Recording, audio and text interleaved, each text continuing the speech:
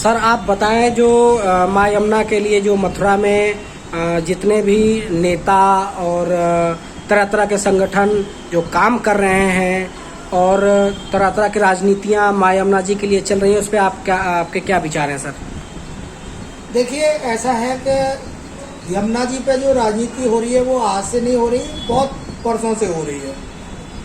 और रही जो आजकल जो नेता आपके वहाँ के विधायक और बाकी सांसद, आज से पहले वो नज़र नहीं आ रही थी, क्योंकि उनको भी कहीं ना कहीं कोरोना सताया हुआ था। जब से पार्टी के ही कुछ कार्यकर्ताओं ने उनको 1 लोटा यमुना जल पीने के नाम पर जो इनाम घोषित किए थे, उसके बाद उनकी नींद जागी है।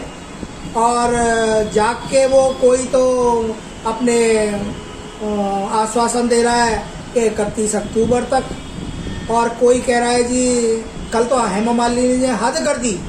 अच्छा। हमारी सांसद हैं वहाँ की मथुरा की, उन्होंने हद कर दी और उन्होंने कहा जी मैं तो 7 साल से प्रयास कर रही हूँ और मैं आज तक सफल नहीं हो पाई। तो मैं इस माध्यम से, इस चैनल के माध्यम से ये कहना चाहता हूँ, इस सोशल मीडिया के माध्यम से कहना चाहता हूँ कि मैडम जी, जब आपसे 7 साल में कुछ नहीं हुआ तो हमें पता चल चुका है कि आपकी अहमियत आपकी पार्टी में या संसद में कितनी है। तो आप कृपया करके आप यहाँ से रिजाइन दें, त्याग पत्र दें और खामोखा ब्रजवासियों को, भोले भाले लोगों को और गुमराह ना करें कि जो 3 साल अभी हमारे पास बचे हुए हैं, कम से कम उनको तो हम सुधार लें। क्योंकि जब आपने खुलासा कर ही दिया कि आपके बस का कुछ नहीं हुआ और आपने अब फिर प्रयास करेंगी, तो हम मान चुके हैं कि आपके बस का अब कुछ भी नहीं है और आप कुछ ना करें। जो कुछ करना है, जब मोदी जी ने ही करना है तो आपकी कोई अहमियत नहीं है, आपने करना ही क्या है। आप क्यों रिप्रेजेंटेटिव बने हुए हैं? क्यों आप उस पदभार को संभाले हुए हैं? क्या करना है आपको? ना तो आपके पास कोई पैसे की कमी है, ना कोई आपके पास उसकी कमी है। जो आपको पेंशन मिलनी थी वो पेंशन भी चालू हो जाएगी, क्योंकि आप एक बार वो बन चुकी हैं सांसद और दोबारा भी बन चुकी हैं सांसद। और जब आप कुछ नहीं करना चाहती हैं, केवल बम्बई में ही अगर आपको रहना है, तो आप सिने जगत को देखें ना, आप अपने खाई कमाई करें ना। क्यों आप हमें बोले वाले लोगों को परेशान कर रही हैं? आप ना करें। और जिस तरीके से आपने वक्तव्य कल दिया है वो बिल्कुल ही निराधार है और किसी प्रकार से कहीं पे भी आपके वचनों पर विश्वास करने लायक नहीं है। नहीं सर, इनको अगर जलपान कराया जाए, हम मान लीजिए ये कहा जाए कि आप चलिए स्वयं आप यमुना जी का जलपान करें, तो वो कर पाएंगे? श्रद्धा कहाँ से लाएंगे? उतनी श्रद्धा कहाँ से लाएंगे?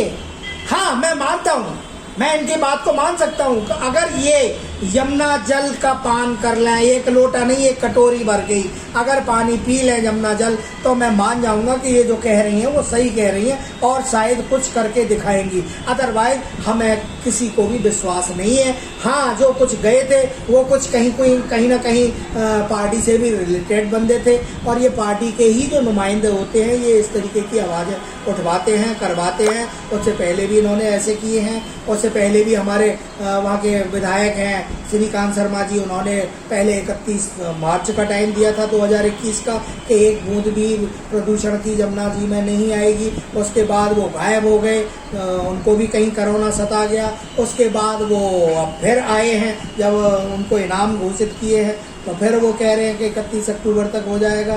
तो इनको कुछ करना धरना तो है नहीं। इन्होंने जो मलाई मारनी थी वो मार ली है, चाहे वो कहीं से भी मारी हो, और पूरा प्रभाव इन्होंने वो किया है। और मैं तो समझता हूँ कि अब इनको भी रिजाइन दे देना चाहिए, क्योंकि इन्होंने जो भी कुछ करना था इन 5 सालों के 4 सालों के अंतराल में सब कुछ कर लिया है। धन्यवाद सर।